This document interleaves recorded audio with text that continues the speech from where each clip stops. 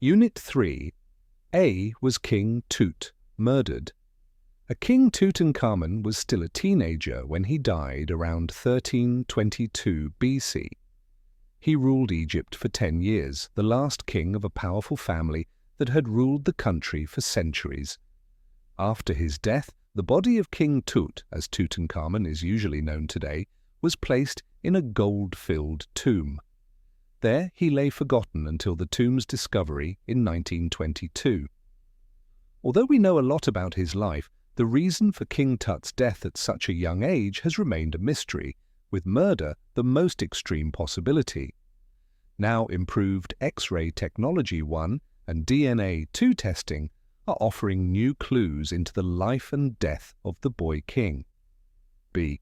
When British archaeologist Howard Carter opened King Tut's tomb, it was full of gold and other amazing items.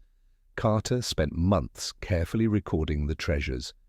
When he and his team attempted to remove King Tut's mummy, they found that it had become attached to its solid gold coffin. Unfortunately, they caused a great deal of damage to the mummy while removing it. C. In 1968, archaeologists conducted an examination of King Tut's mummy using simple X-ray technology. 3 important discoveries led to various theories about his death. The X-rays showed that bones in Tut's chest were missing. Some guessed the damage was caused by a war injury or an accident. There was a small hole in the back of the skull and pieces of bone inside it, causing many to believe that Tut was killed by a blow to the back of the head. Was he murdered by people wanting to take control of Egypt? A serious fracture was discovered on Tut's left leg. Tut had been hurt a few hours before his death. Could an infection from the injury have killed Tut?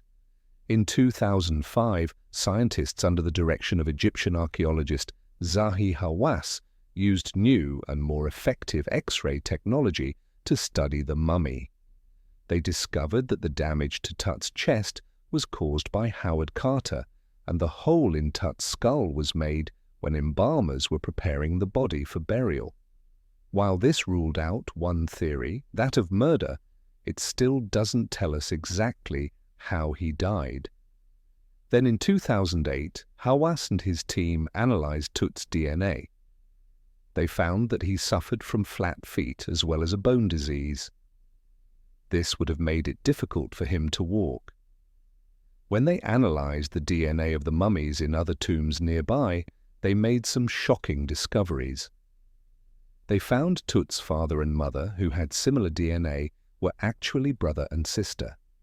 The DNA they passed on to Tut may have left him highly vulnerable to disease, such as malaria.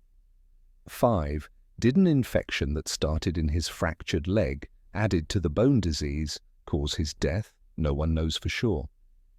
But Hawass and his team hope they will someday have an answer to this age-old mystery.